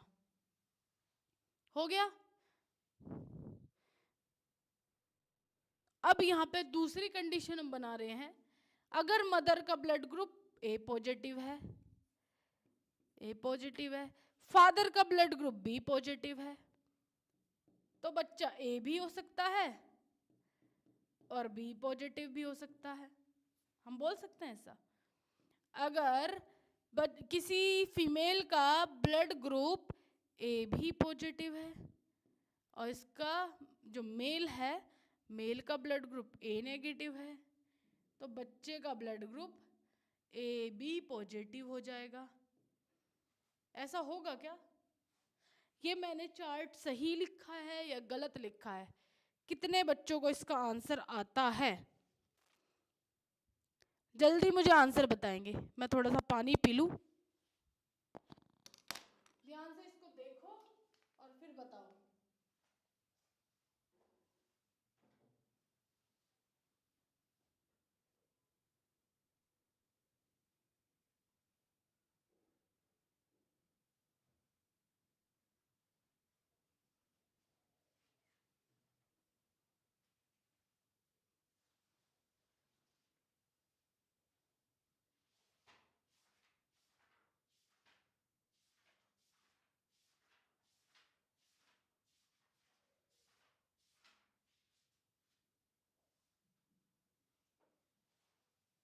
जल्दी जल्दी आंसर करेंगे भाई, जल्दी जल्दी।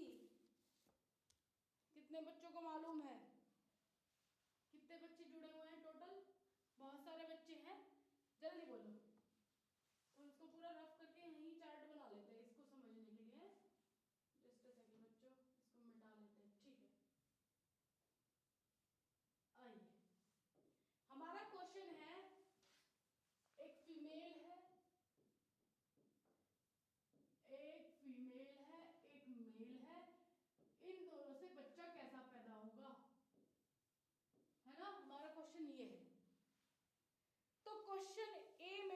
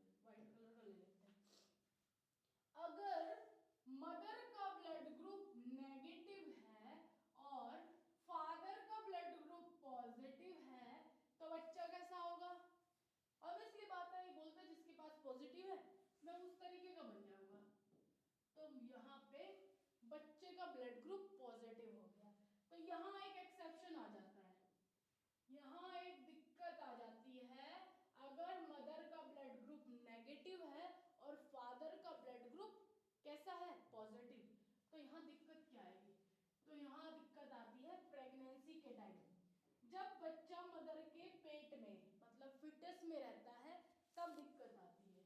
तो यहाँ ये हो गया आपका मदर और ये हो गया आपका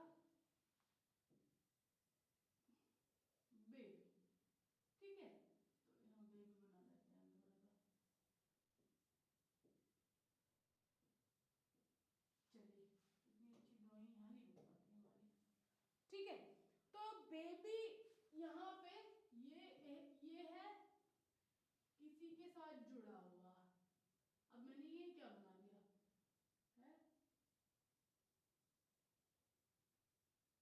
ये क्या है, ये है मदर और ये है एम्ब्रियो है।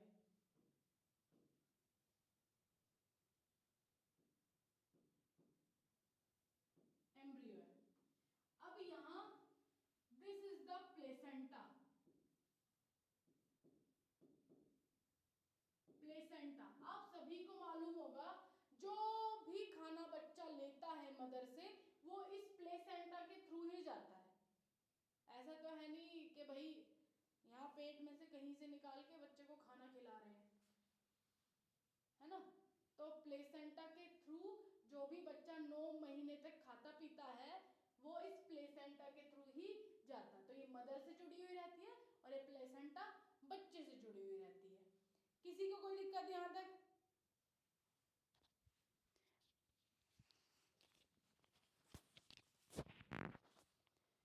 मैम जी वॉइस तो आनी, क्या बोल रहे हो आप? वॉइस नहीं आ रही, बहुत स्लो आ रही है।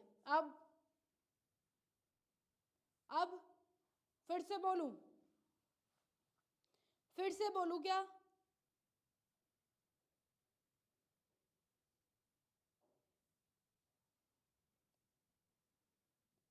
आज तो आपने मुझे वॉइस वॉइस करके परेशान कर दिया। चलो कोई दिक्कत नहीं है। तो यहाँ पे फिर से मैं बोल दूं, जिस फीमेल का ब्लड ग्रुप पॉजिटिव है और मेल का ब्लड ग्रुप भी पॉजिटिव है तो बच्चा भी पॉजिटिव होगा। जिसका ब्लड ग्रुप नेगेटिव है, मेल का ब्लड ग्रुप भी नेगेटिव है तो बच्चा नेगेटिव होगा। अगर फीमेल का ब्लड ग्रुप पॉजिटिव है और मेल का नेगेटिव तो बच्चा भी पॉजिटिव। बच्चा बोलता है कि किसी एक के पास पॉजिटिव हो मैं पॉजिटिव बन जाऊंगा। अब यहाँ पे मदर के पास अगर ब्लड ग्रुप नेगेटिव है और फादर के पास पॉजिटिव है तो यहाँ पे बच्चे के पास पॉजिटिव, क्योंकि फादर के पास पॉजिटिव था तो ये पॉजिटिव हो गया। अब यहाँ एक एक्सेप्शन आ जाता है, यहाँ एक दिक्कत आ जाती है। जब बच्चा प्रेगनेंसी के टाइम मदर के फीटस में रहता है तब यहाँ पे प्लेसेंटा के थ्रू बच्चे को खाना दिया जाता है। अब प्लेसेंटा की जो अटैचमेंट होती है ये मदर बच्चे के एम्ब्रियो की वेन से और प्लेसेंटा आपस में चिपकी तो नहीं रहती लेकिन कुछ इस तरीके की रहती है, इस तरीके की जुड़ी हुई ऐसे, ये बच्चे की और ये मदर की प्लेसेंटा, ये बच्चे की कनेक्शन इस तरीके का रहता है, इस तरीके का कनेक्शन रहता है मतलब, ठीक है। ये ऐसे बिल्कुल चिपका हुआ नहीं रहता, इस तरीके का रहता है। तो यहाँ कंडीशन क्या बनती है, फर्स्ट प्रेगनेंसी के टाइम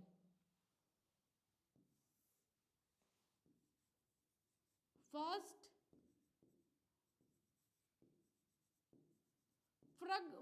प्रेगनेंसी के टाइम क्या होता है, बच्चे को यहां मदर का ब्लड ग्रुप ओ नेगेटिव है, यहां बच्चे का ब्लड ग्रुप कैसा होगा, ओ नेगेटिव की बात छोड़ो, हम कोई भी ब्लड ग्रुप ले रहे हैं, नेगेटिव है, नेगेटिव, और ये बच्चा कैसा है, पॉजिटिव। दोनों ब्लड ग्रुप अलग अलग है, यहाँ पे कंडीशन क्रिएट हो जाती है। यहाँ एंटीबॉडीज अलग है, यहाँ एंटीबॉडीज अलग है।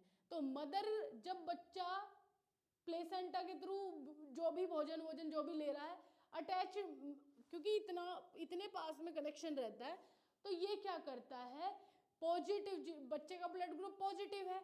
अब यहाँ पे कंडीशन बन जाती है कि फर्स्ट डिलीवरी तो ठीक होती है नॉर्मल, लेकिन यहाँ ये जो नेगेटिव वाले हैं, जिस मदर का जो ब्लड ग्रुप है वो नेगेटिव है, वो इस पॉजिटिव के खिलाफ एंटीबॉडीज बनानी शुरू कर देता है। क्योंकि भाई ये तो बाहर की चीज है, यहाँ पे इस पॉजिटिव ब्लड ग्रुप को मदर की बॉडी क्या मान रही है, एंटीजन मान रही है। तो जब नेक्स्ट सेकंड प्रेगनेंसी होती है उसमें क्या होता है, ये एंटीबॉडीज क्रिएट कर लेती है। एंटीबॉडीज जब ये क्रिएट कर लेंगी तो सेकंड बेबी के टाइम पे एंटीबॉडीज यहाँ पे प्लेसेंटा के अंदर आ जाती हैं। प्लेसेंटा के थ्रू फीटस में जाएगी और फीटस को डिस्ट्रॉय कर लेती है। समझ में आ रहे हो? तो पहला बेबी तो हो जाता है नॉर्मल, पहला बेबी ऐसे पेरेंट्स का पहला बेबी नॉर्मल होता है। अगर वो दूसरा, तीसरा, चौथा ये अगर बेबी होते हैं तो बेबी डिस्ट्रॉय होता है। क्यों? इसलिए होता है कि मदर का ब्लड ग्रुप तो पॉजिटिव नेगेटिव था, बच्चे का ब्लड ग्रुप पॉजिटिव था, प्लेसेंटा के थ्रू सारी चीजें जा रही थी, इतना क्लोज अटैचमेंट था कि मदर के ब्लड ग्रुप को पता चल गया कि यहाँ कोई फॉरेन पार्टिकल है। तो अगली बार क्या होगा, ये ऑलरेडी पहले टाइम तो भाई वो तैयार नहीं रहता, उसके पास हथियार नहीं रहते, ठीक है, बच्चा नॉर्मल पैदा हो गया। लेकिन दूसरी बार सेकंड प्रेगनेंसी में ये ब्लड ग्रुप अपना बॉडी, मदर की बॉडी एंटीबॉडीज बना लेगी और एंटीबॉडीज थ्रू अ प्लेसेंटा, वो एंटीबॉडीज प्लेसेंटा को क्रॉस कर लेती हैं। समझ रहे हो बात? प्लेसेंटा की लेयर को क्रॉस करके प्लेसेंटा के अंदर चले जाते हैं और फिर एम्ब्रियो को डिस्ट्रॉय कर देते हैं। अब यहाँ पे ऐसी सिचुएशन में हमारे डॉक्टर्स ने एक समाधान निकाल लिया है। तो यहाँ सेकंड बेबी भी ऐसे पेरेंट्स को होता है। कैसे होता है? तो यहाँ पे ऐसे होता है, जब सेकंड प्रेगनेंसी होती है तो ये जो यहाँ प्लेसेंटा में बैरियर लगा देते, एक वैक्सीन आती है, रोगम वैक्सीन उसको हम बोलते हैं। कौन सी वैक्सीन? रोगम वैक्सीन। इस वैक्सीन के थ्रू यहां प्लेसेंटा में जो एंटीबॉडीज बनी है वो प्लेसेंटा को क्रॉस ही ना कर पाए। तो जब वो प्लेसेंटा को क्रॉस ही नहीं कर पाएगी तो इसमें घुस ही नहीं पाएगी और बच्चे को कोई नुकसान होगा नहीं। तो यहाँ वैक्सीन लगा दी जाती है और एंटीबॉडीज जो बनी है वो यहाँ पे नहीं घुस पाती प्लेसेंटा के अंदर और नॉर्मल बेबी हो जाता है। लेकिन अगर यहाँ ये वैक्सीन नहीं लगेगी तो उन पेरेंट्स के सेकंड बेबी, थर्ड, फोर्थ जितने बेबी होंगे वो सब डेड हो जाएंगे। समझ में आ रही है बात? यस एंड नो, जल्दी बोलेंगे। हमारा फ़ोन भी डिस्चार्ज होने वाला है तो हम पहले फ़ोन पावर बैंक लगा ले। जस्ट ए सेकेंड भाई, where is the power bank?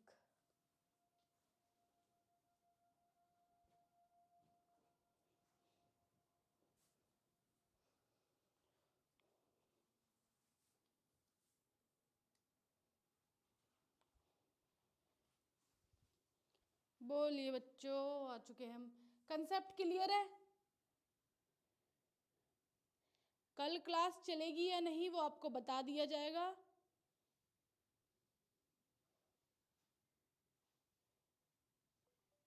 पहले ये बताओ, इतना आपको सही समझ में आ गया? फिर आगे बढ़ते हैं। देखो आपके एग्जाम आ चुके हैं तो बेटा जी एग्जाम पे पूरा फोकस रखो और अपने कंसेप्ट पूरे क्लियर कर लो। चलो, हमें तो पावर बैंक मिला नहीं, हम अपना फ़ोन चार्जिंग पे लगा लेते हैं।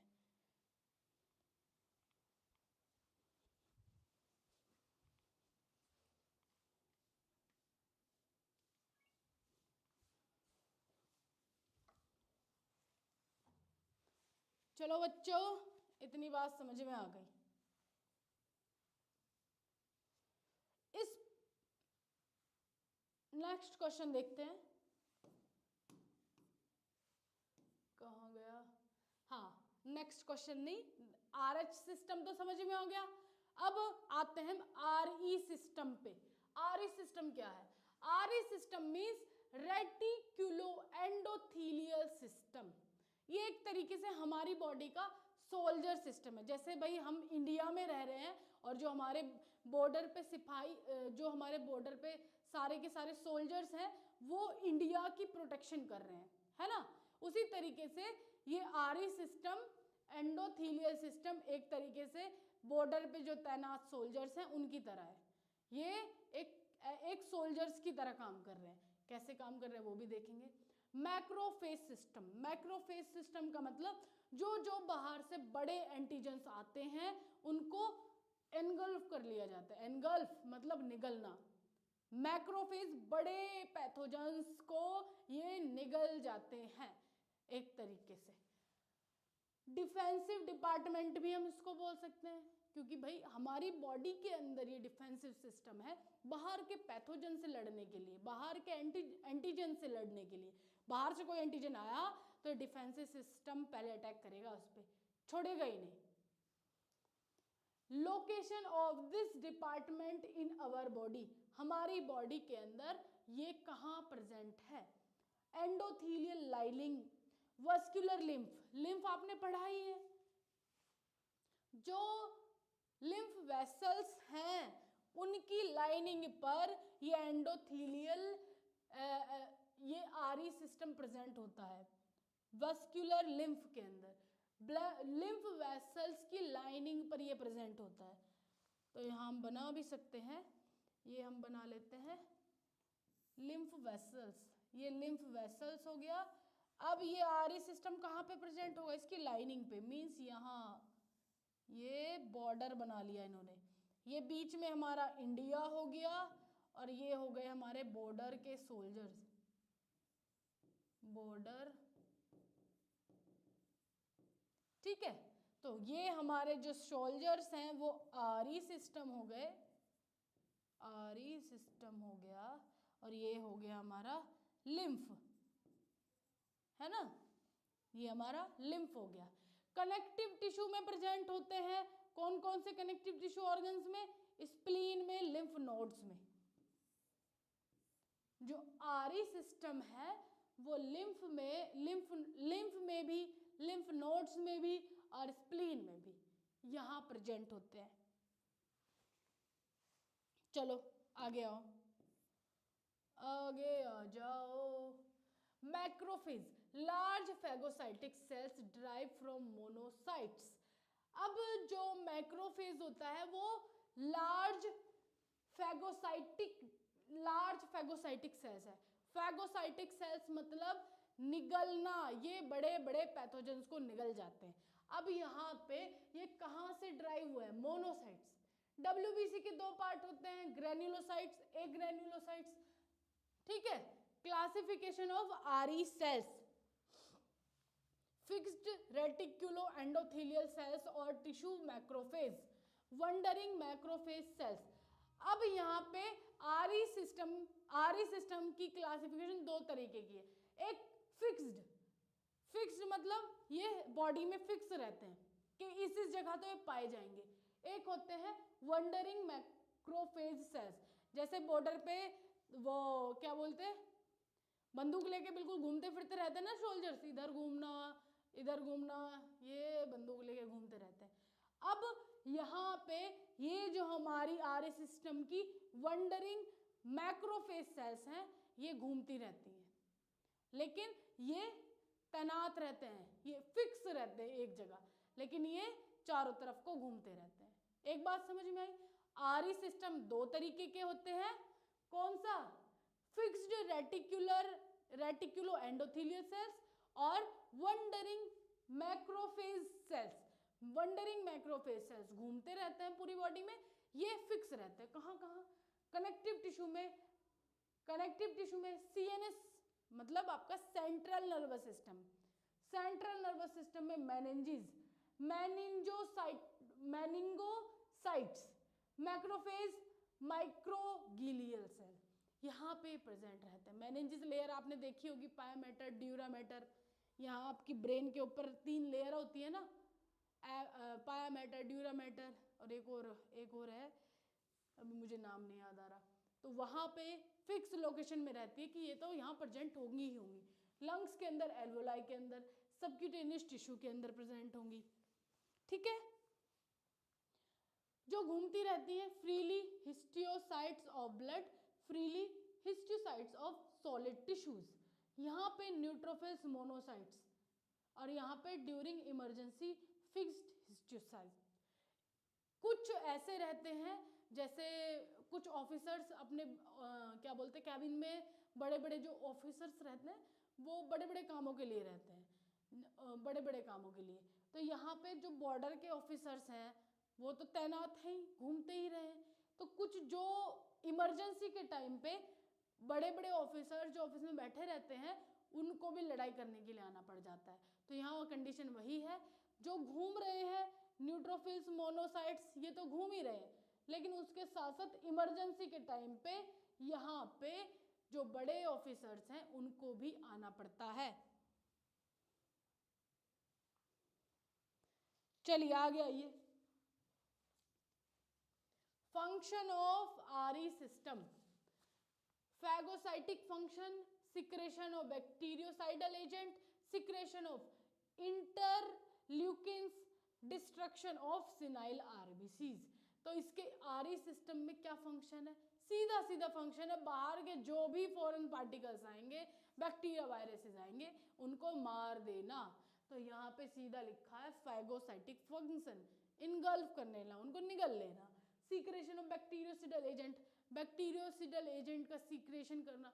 बैक्टीरियोसिडल का मतलब जो बैक्टीरिया को मार देता है उसको बैक्टीरियोसिडल बोलते हैं। तो ऐसे एजेंट ये सीक्रेट करता है जो उनको बाहर के बैक्टीरियाज को मार दे। सीक्रेशन ऑफ इंटरल्यूकिन्स, इंटरल्यूकिन्स क्या होता है बोलो जल्दी? डब्ल्यूबीसी के अंदर ऐसी सेल्स प्रेजेंट होती है जो बाहर के पार्टिकल्स को, बाहर के पैथोजेंस को मारता है, उनका भी ये सीक्रेशन करता है। डिस्ट्रक्शन ऑफ सिनाइल आरबीसी, खराब आरबीसी को भी ये क्या करता है? डिस्ट्रक्ट कर देता है, मार देता है।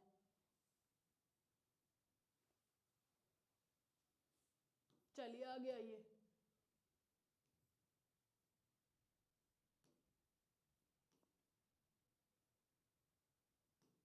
कहाँ गया? एक सेकंड, इस तरीके से नहीं, बैग जाइए आप।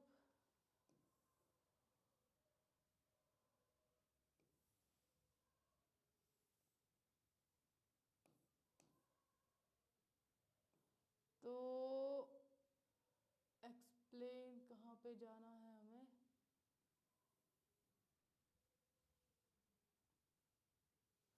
चलिए यहाँ पे आ जाते हैं सेकंड क्वेश्चन पे। Explain formation of haemoglobin, explain formation of haemoglobin. Haemoglobin किस किस को मालूम है? किस किस से आता है हीमोग्लोबिन? जल्दी बताएंगे।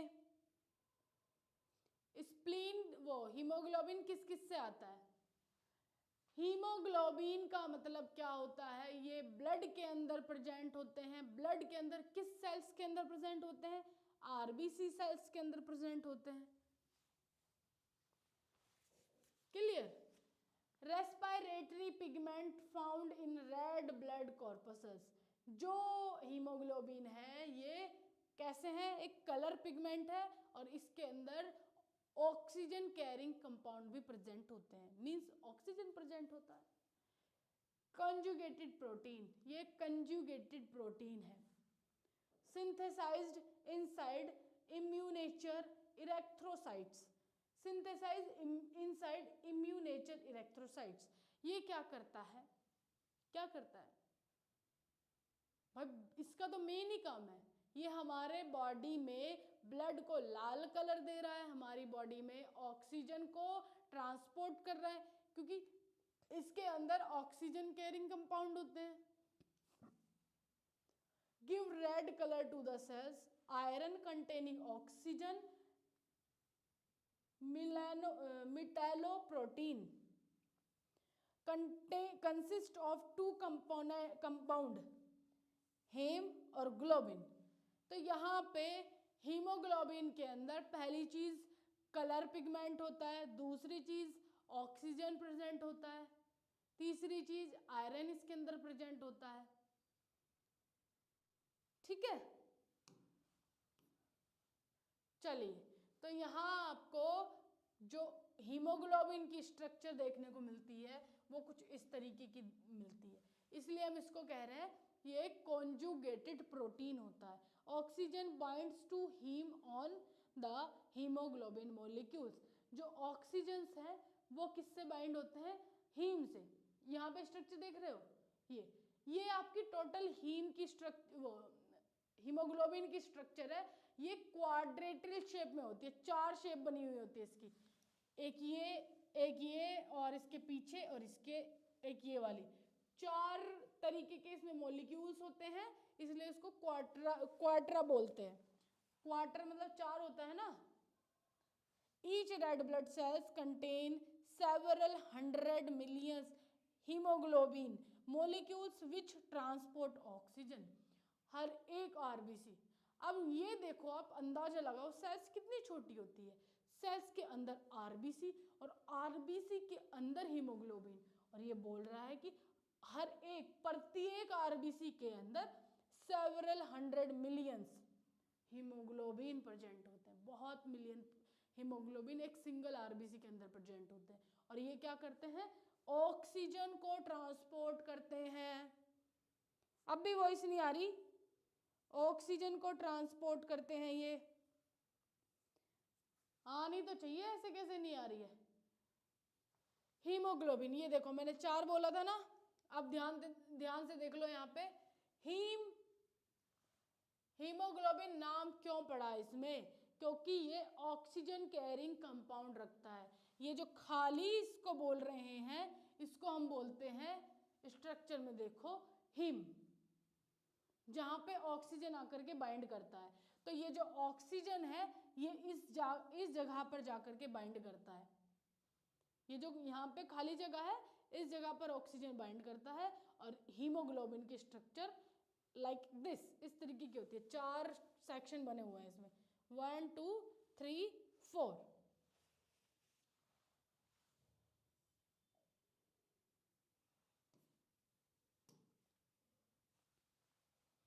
अब ये आ गया है, ये क्या है?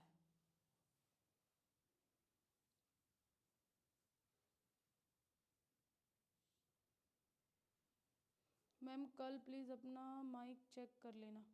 बेटा माइक यहाँ बिल्कुल ठीक चल रहा है, अब बताओ मैं क्या करूं?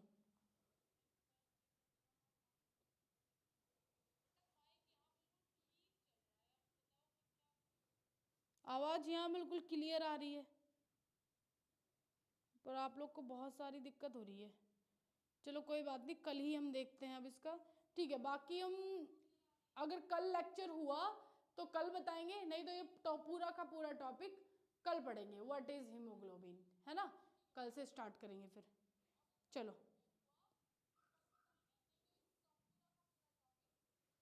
कल आपको इंफॉर्मेशन दे दी जाएगी कि कल लेक्चर होगा कि नहीं होगा।